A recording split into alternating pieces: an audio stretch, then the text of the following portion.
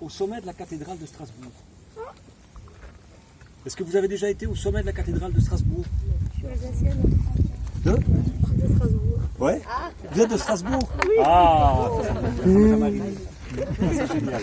Ben, vous allez pouvoir m'aider vraiment. Hein. Oui. Donc, en fait, au sommet de la cathédrale de Strasbourg, on est bien d'accord, mais tout au sommet, au bout. Donc, c'est une grande flèche. Hein.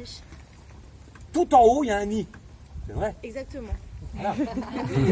Et qu'est-ce qu'il y a dans le nid? Une cigogne. Hein? Une cigogne. Oui, mais ce que vous ne savez peut-être pas, c'est que c'est je cigogne de Strasbourg. C'est un peu comme la saucisse. C'est la cigogne que tout le monde veut. Ça, on se l'arrache dans le monde entier pour faire. Et cette cigogne-là, elle est mais overbookée. Alors là, je m'adresse aux plus grands. En fait, s'il y a des indépendants dans le public, quand on est overbooké complètement, on est mais crevé. Et d'ailleurs, c'est pas compliqué. La cigogne de Strasbourg, elle a les pattes qui sortent du nid. Hein. En fait, elle fait un burn-out. Téléphone. Elle téléphone à sa copine la mouette. Et donc, ce bébé, c'est le bébé de la baronne de la mouche-conflute.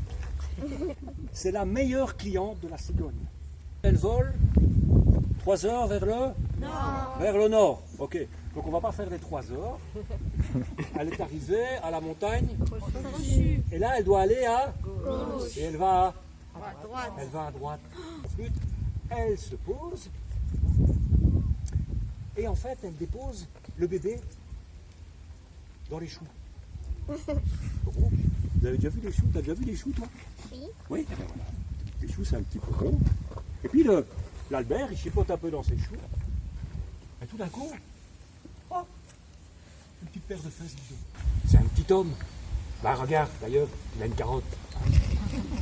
Albert et Germaine, et ils l'ont appelé Archibald. Et Archibald, il est très vite devenu un jardinier magicien. À force de grandir dans la terre et de manger les vers de terre, d'avaler les petites mouches, je suis sûr que tu as déjà fait ça, toi. Il a même pu faire pousser un nénuphar dans sa baignoire. Il faut voir que Natalia, elle fait la collection de grenouilles. Alors, elle a là des grenouilles à chaussettes, des grenouilles à lunettes, des grenouilles à casquette, des grenouilles à chapeau, des grenouilles à manteau, toutes sortes. Il y a même des grenouilles au fromage râpé. Il y a toutes sortes de grenouilles dans sa collection, mais il y a une grenouille qu'elle n'a pas. C'est une grenouille qui, quand elle est heureuse,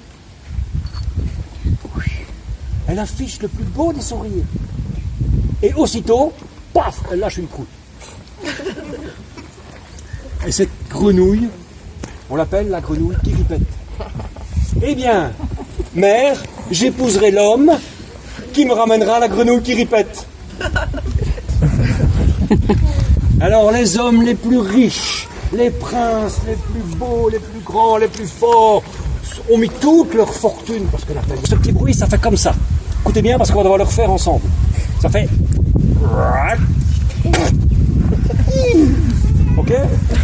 Alors on y va, et tout le monde, on y va.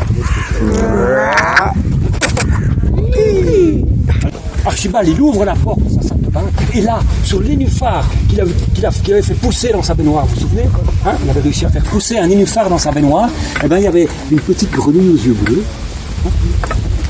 Quand elle a vu Archibald, elle a fait le plus joli des sourires, et là, elle a lâché une croûte qui a fait des bulles dans le bas.